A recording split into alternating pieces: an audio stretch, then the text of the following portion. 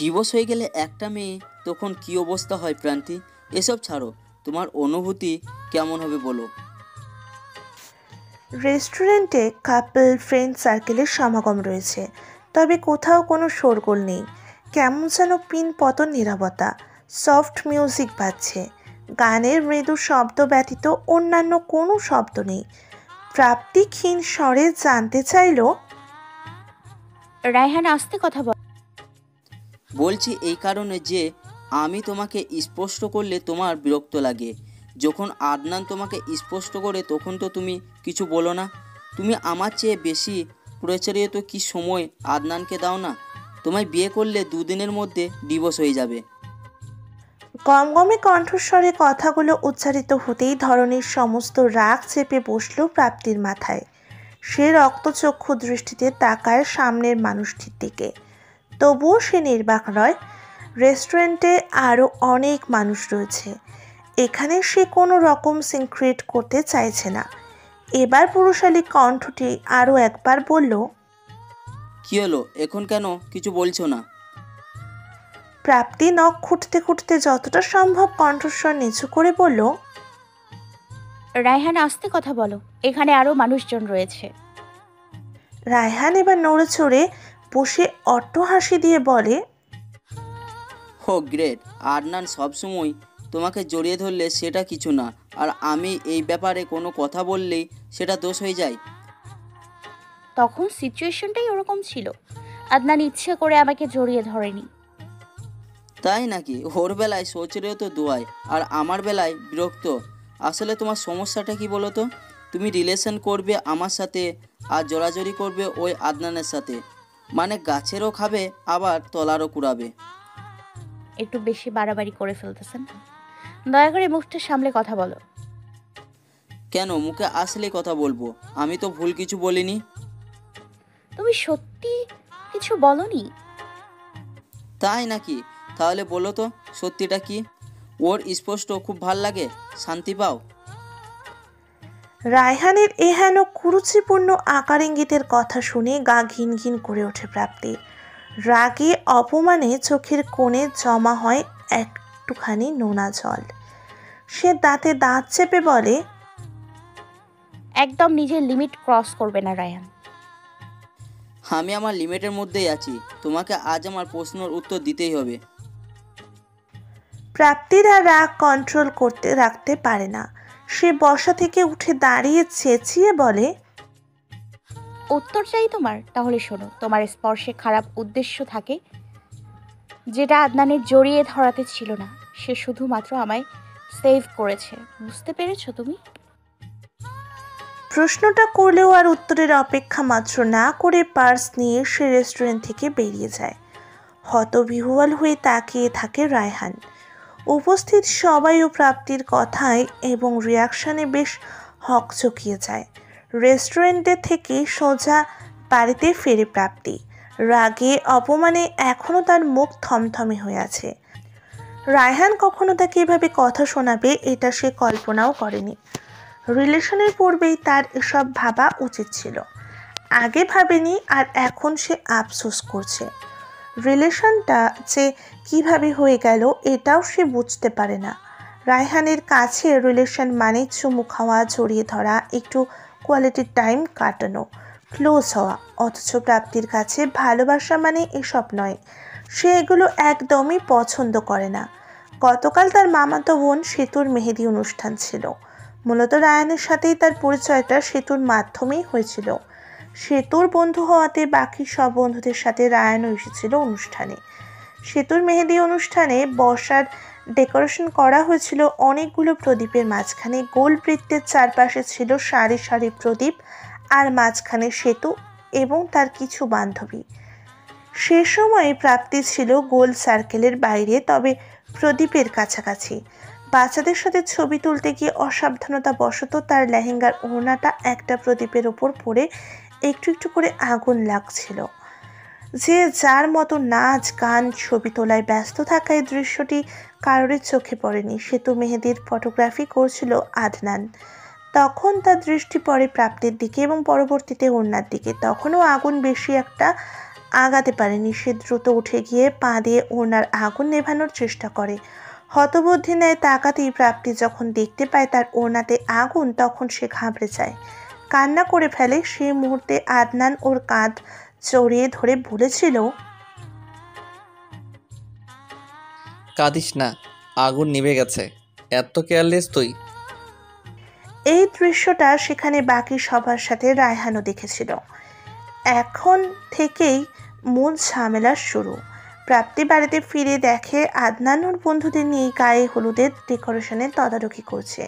প্রাপ্তি পাশ কাটিয়ে চলে যাওয়ার সময় আদনান পেছন থেকে বলে, সি সি সি, তোর কি কোনো কালে আক্কেল জ্ঞান হবে না? আজ সে তোর গায়ে হলুদ, কোথায় হাতে হাতে একটু কাজকর্ম করবি, তা না করে গায়ে হাওয়া লাগিয়ে ঘুরছিস। প্রাপ্তি নীরবে একটা দীর্ঘশ্বাস ত্যাগ করে, পিছু ফিরে বলে, আমার জন্য কোনো কাজ আটকে নেই। তা না থাকুক, তবু তোর একটা দায়িত্ব আছে না? কাণ্ডজ্ঞানহীন যে কোথাকার। তোকে এত কিছু ভাবতে হবে না। আলবৎ ভাবতে হবে। ওয়েট, এই তুই আমাকে কি বললি? তুই করে বললি কেন? তোকে কতবার বলেছি আমাকে তুই করে বলবি না। প্রাপ্তি আর কিছু না বলেই নিজের ঘরে চলে যায়। অযথা ঝগড়া করার মুড এখন তার নেই। সে রুমে গিয়ে চুপ করে শুয়ে থাকে, ভাবতে থাকে নিজের বোকামির কথা। কেন যে সে রিলেশনে জড়াতে গেল? আগেই তো ভালো ছিল, কোনো রিলেশন ছিল না, প্যারা ছিল না। আসলে সব দোষ হচ্ছে ওই বজ্জাত আদনানের। তার জন্যই তো প্রাপ্তিকে ফালতু রিলেশনে জড়াতে হলো। এই প্রাপ্তি শোন, তোর কি মন খারাপ? শান্তিতে বেশিক্ষণ শুয়েও থাকতে পারল না প্রাপ্তি। আদনান এসে হাজির। এর সাথে ছোটবেলায় বন্ধুত্ব হওয়া ছিল জীবনের আরও একটা ফুল। প্রাপ্তি সোজা হয়ে শোয়া থেকে উঠে বসলো। না না, আমি ঠিক আছি। না, তুই ঠিক নেই। তুই ঠিক থাকলে আমাকে তুই করে বলতি না। আজব, আমরা তো ফ্রেন্ড। চুপ কর, তোকে এর আগেও আমি সবটা ক্লিয়ার করেছি। বারবার এক কথা বলা আমার পছন্দ নয়। এখন শোন, আমি এসেছি তোর মন ভালো করতে। আমার মন ভালোই আছে। তুই বেশি কথা বলিস না, আমি তোর থেকে বয়সে বড়। কি আশ্চর্য, এজন্য কি তুমি আমার চেয়ে বেশি জানো আমার মনের খবর? হ্যাঁ জানি তো। কেন, তুমি কি মন বিশেষজ্ঞ? তুই এত ঝগড়ুটে কেন বলতো? কিছু বললেই শুধু ক্যাটক্যাট করে উঠিস। আদনান, তুমি ঠিকই ধরেছ, আমার এখন মন ভালো নেই। এই মুহূর্তে আমার কথা বলতেও ভালো লাগছে না। তুমি প্লিজ চলে যাও। আমি জানি তো তোর মন খারাপ, এর জন্যই তো এলাম। তোকে এখন আমার হুড়পড়ির গল্প শোনাবো, তাহলেই দেখবি তোর মন ভালো হয়ে যাবে। আমি তোমার হুড়ের গল্প শুনতে চাই না, খুব হিংসে হয় আমার তোমাকে। কেন? খুব হিংসে হয় আমার তাকে, কারণ তুমি ওকে অনেক ভালোবাসো। একটা ছেলে কেন একটা মেয়েকে এত বেশি ভালোবাসবে? তোর গোবর ভরা মাথায় সেসব ঢুকবে না। আমার হুড় কত বুদ্ধিমতী তুই জানিস? না, জানতেও চাই না। তুমি এখন যাও প্লিজ। প্রাপ্তি গায়ে কাঁথা টেনে অন্য পাশে ফিরে শুয়ে পড়ে। আদনান মেকি রাগ দেখিয়ে বলে, শুনলি না তো? না শুনলে নাই, থাক তুই মন খারাপ করে। আমার কি তাতে? আমার এত সময়ও নেই, বুঝলি? আদনানও উঠে যায়। ঘর থেকে বের হওয়ার মুহূর্তে মুখোমুখি দেখা হয়ে যায় রায়হানের সঙ্গে। অজান্তেই রায়হানের মনের ভেতর ক্রোধ সৃষ্টি হয় আদনানকে প্রাপ্তির রুম থেকে বের হতে দেখে। আদনান অবশ্য কোনো ভ্রুক্ষেপ করেনি। বাতাসের তোড়ে সেও একটু একটু শুনেছে প্রাপ্তি এবং রায়হানের সম্পর্কের ব্যাপারে, তবে বিষয়টা এখনও ক্লিয়ার নয়। প্রাপ্তিকেও সে এসব ব্যাপারে কখনো কিছু জিজ্ঞাসা করেনি। যদি তার শোনা কথা ভুল হয়ে থাকে তাহলে প্রাপ্তি বাড়িতে তুলকালাম একটা কাণ্ড বাঁধিয়ে বসবে। শেষমেশ দুই বাড়িতেই শুরু হবে অশান্তি। রায়হানকে এই সময় এই বাড়িতে দেখে মনে মনে একটু সন্দেহ হলেও বুঝতে দিল না আদনান। সহাস্যে জিজ্ঞেস করলো, কি খবর, কখন এলে? রায়হানের চোয়াল শক্ত হয়ে এলো। অজান্তেই সে আদনানকে সহ্য করতে পারে না, প্রাপ্তির সাথে সম্পর্ক হওয়ার থেকে তো আরও বেশি সহ্য করতে পারে না। সে একটা ছেলে হয়ে আরেকটা ছেলের অনুভূতি চোখের ভাষা এখনো বুঝতে পারে। তার অবচেতন মন কেন জানি বলে প্রাপ্তির প্রতি আদনানের অন্য কোনো অনুভূতি রয়েছে। সে আদনানের প্রশ্নের কোনো উত্তর না দিয়ে প্রাপ্তির রুমে যাওয়ার জন্য উদ্যত হলো। সেই মুহূর্তে সামনে হাত রেখে বাধা দেয় আদনান। পথ আটকালে কেন? রায়হান তার রাশভারী কণ্ঠে বলল, হ্যাঁ, এখন তো প্রাপ্তির রুমে যাওয়া যাবে না। কারণটা কি জানতে পারি? ও এখন ঘুমাচ্ছে। সমস্যা নেই, আর্জেন্ট দরকার আছে আমার। বললাম তো যাওয়া যাবে না এখন। তাছাড়া বাইরের মানুষ অসময়ে ও রুমে এলাও না। তা তুমি কে? তুমিও তো বাইরের মানুষ। আমি বাইরের মানুষ? তা নয় তো কি, ওর ফ্যামিলি মেম্বার তো নয়? তা নয়, কিন্তু ছোট থেকে আমরা একে অপরকে চিনি, জানি। আমাদের আগে থেকে আমাদের পরিবার পরিচিত। এসব জানো নিশ্চয়ই। আমি সব জানি। প্রান্তির সাথে তুমি যে আমাকে সহ্য করতে পারো না এটা আমি জানি। এটা তোমার ভুল ধারণা। তোমাকে অসহ্য করার মতো কোনো কারণ নেই। এত কথা বলার সময় নেই। প্রান্তির সাথে আমার জরুরি দরকার আছে, সরে দাঁড়াও। বললাম তো পরে আসো। দুজনের চাপা তর্ক বিতর্ক ঘর থেকেও টের পায় প্রাপ্তি। বাইরে এসে দুজনকে একসাথে দেখে, বিশেষ করে রায়হানকে এখানে দেখে সে চমকে যায়। অস্ফুট স্বরে মুখ থেকে বেরিয়ে আসে,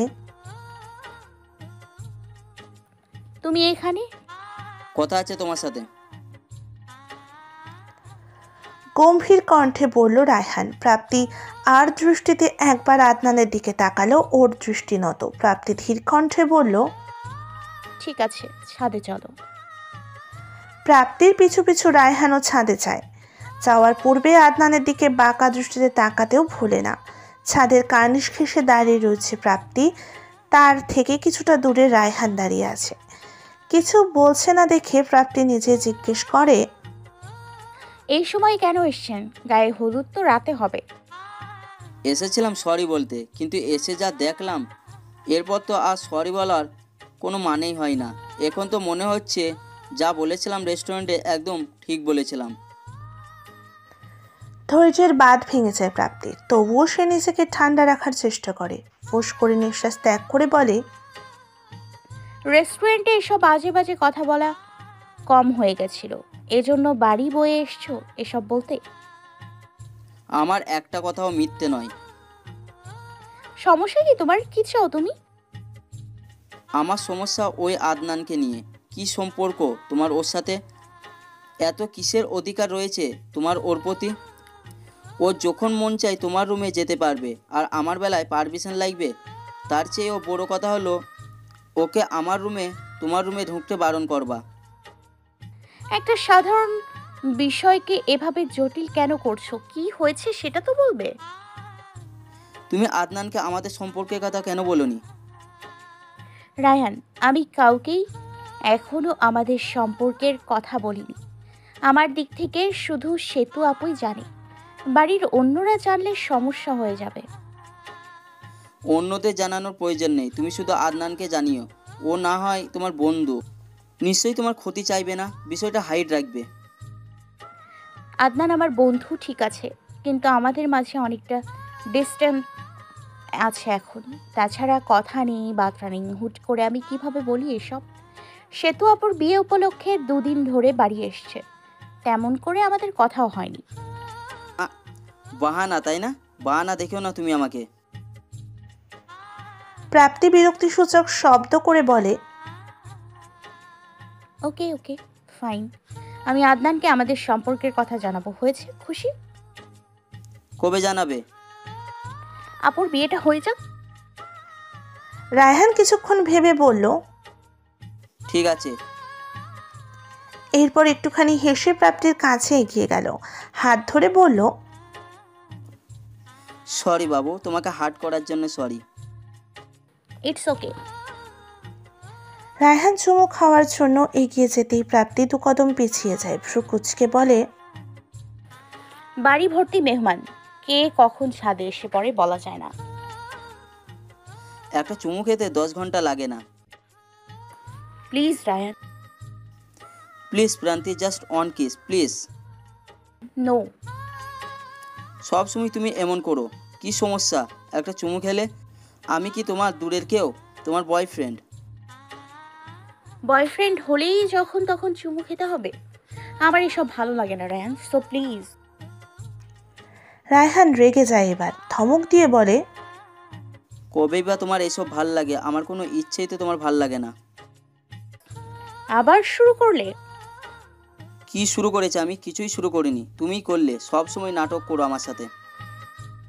তোমার যদি মনে হয় নাটক করি তাহলে তাই করি, তাছাড়া এমন কেন করো তুমি? বিয়ের পর এসব করা যায় না? একটা চুমু খাওয়ার জন্য এখন বিয়ে করতে হবে? তাহলে প্রেম কেন করলে? তো তুমি কেন প্রেম করছো? এসব চাহিদার জন্য? প্রান্তি, থমকে উঠল রায়হান। প্রাপ্তির চাপা স্বরে চিবিয়ে চিবিয়ে বলল, একদম ধমকাবে না আমাকে। আমি পাগল হয়ে তোমার পিছু পিছু রিলেশন করার জন্য ঘুরিনি। সুযোগের সদ্ব্যবহার করছো। আমি তো তোমাকে ভালোবাসি, এটাই তো আমার দুর্বলতা। আর এই জন্যে তুমি যা ইচ্ছে করতে পারছো, যা খুশি করছো। আমার উচিত হয়নি তোমাকে এত ভালোবাসা। কত বেটার বেটার সুন্দরী মেয়ে আমার জন্যে পাগল, আর সেখানে আমি। মেজাজটাই খারাপ হয়ে যাচ্ছে এখন। আনসেট কোথাকার। রায়হান রাগ দেখিয়ে ছাদ থেকে নেমে যায়। প্রাপ্তি সেখানেই দাঁড়িয়ে আছে। এই টক্সিক রিলেশনশিপটা এগিয়ে নিতে নিতে সে হাঁপিয়ে যাচ্ছে। মাত্র 3 মাসের রিলেশনশিপ দুজনের, এখনই এই অবস্থা। বিয়ের পর না জানে কি হবে। আসাদ রহমান অফিস থেকে বাড়ি ফিরেছে মাত্র। অফিস বাড়ির কাছে হওয়াতে লাঞ্চ সে বাসায় এসে করে। রেহেনা বেগম ভাত বেড়ে দিয়ে পাশে বসে আছেন। ভাতের লোকমা মুখে তুলে আসাদ রহমান বললেন, আদনান কোথায়? দেখছি না যে। ওই বাড়িতে গেছে। চক থেকে পানি ঢালতে ঢালতে বললেন রেহেনা বেগম। আসাদ রহমান একটু রাগী স্বরেই বললেন, সে তো ওর কি হয়, ওর বিয়ের জন্য চট্টগ্রাম থেকে আসতে হলো। পড়াশোনা সব লাটে উঠিয়ে তবেই ছাড়বে দেখছি। 1 সপ্তাহের ছুটি নিয়েই তো এসেছে। এই কদিনে পড়াশোনার খুব বেশি সমস্যা তো আর হবে না। মেনে নিলাম, কিন্তু চাকরি, কাজের সমস্যা হচ্ছে না? এমন করলে চাকরি থাকবে? তুমি এত উত্তেজিত হচ্ছ কেন? ওই বাড়ির কাউকে তুমি কেন সহ্য করতে পারো না? আমি বুঝি না। স্ট্যাটাস বললেও তো একটা কথা আছে রেহেনা, তোমার বান্ধবী বলে এত মেলামেশা করা লাগবে ও বাড়ির লোকের সাথে? তুমি চুপচাপ খেয়ে ওঠো, খাওয়ার সময় এত কথা বলতে নেই। কথা শুনতে ইচ্ছে করছে না বললেই পারো। তবে যাই হোক না কেন, ভেবে চিনতে লিমিট রেখো। বাদ দেবে এসব কথা। আজকে ফিরবে কখন? প্রতিদিন যে সময়ে ফিরি। ওরা দাওয়াত করেছে, যাবে না? সময় নেই আমার। তোমার ছেলে তো দাওয়াত খাবে বলে কাজকর্ম সব ফেলে রেখে চলে এসেছে। এখন শুধু তুমিই বাকি। তোমরা মা ছেলে গেলেই হবে। রেহেনা বেগম আর কথা বাড়ান না। তার স্বামীকে সে ভালো করেই চেনে। সারাটা জীবন শুধু টাকা টাকা করেই গেছে। টাকা, সম্পত্তি, স্ট্যাটাস, এসবই তার কাছে। আন্তরিকতার মানসিকতা একদমই নেই লোকটার মাঝে। এজন্য মাঝে মাঝে রেহেনা বেগমের ভীষণ আফসোস হয় নিজের জন্য। শুধুমাত্র তার স্বামীর কারণে কত জায়গায় তাকে অপদস্থ হতে হয়েছে। কলেজ লাইফ থেকে প্রাপ্তির মায়ের সাথে তার বন্ধুত্ব হয়। সেই থেকে দুজনেই বেস্ট ফ্রেন্ড। কত শত স্বপ্ন ও ইচ্ছে ছিল দুজনের। ফার্স্ট ডে লাইফ শেষ করে বিয়েটা একসাথে করলেও বাদবাকি কোনো স্বপ্নই পূরণ হয়নি। স্বামীর মর্জি মতো চলতে গিয়ে অনেক ইচ্ছে তাকে বিসর্জন দিতে হয়েছে। প্রাপ্তির মা সুমনা বেগমের ইচ্ছের জন্যই পাশাপাশি বাড়ি করা সম্ভব হয়েছে। আসাদ রহমান এই বাড়িটা করার পরই প্রাপ্তির বাবা ফিরোজ ইসলাম স্ত্রীর আবদারে এখানে দোতলার একটা ফ্ল্যাট তৈরি করেন। নিচতলায় অবশ্য সুমনা বেগমের ভাই তার পরিবার সহ থাকে। সেই সুবাদে সেতুর বিয়েতেও আদনান এবং রেহেনা বেগম এত আনন্দিত। আসাদ রহমান খেয়ে চলে যাওয়ার পরেই হাতের কাজকর্ম সেরে রেহেনা বেগম ওই বাড়িতে চলে যান। হাতে হাতে কাজও করেন তিনিও। সন্ধ্যায় গায়ে হলুদের অনুষ্ঠান শুরু হয়। আদনান ও তার বন্ধুরা মিলে অনুষ্ঠান একদম শুরুতে মাতিয়ে তোলে। সেতু সেজে গুজে স্টেজে বসে আছে, পাশে তার বন্ধু বান্ধব রয়েছে। সেতু অবশ্য রায়হানের আসার অপেক্ষা করছিল। প্রাপ্তির মুখে সে রায়হানের আচরণ সম্পর্কে শুনেছে। তার আদরের বোনের সাথে এহেন আচরণ তার একদম সহ্য হয়নি। তাই তার বিশেষ দিনেও সে অধীর আগ্রহে রায়হানের জন্য বসে আছে এর একটা বিহিত করবে বলে। অপেক্ষার প্রহর শেষ করে রায়হান এলো হাসি মুখে। সে তো উঠে গিয়ে রায়হানকে টেনে এক সাইডে নিয়ে গেল।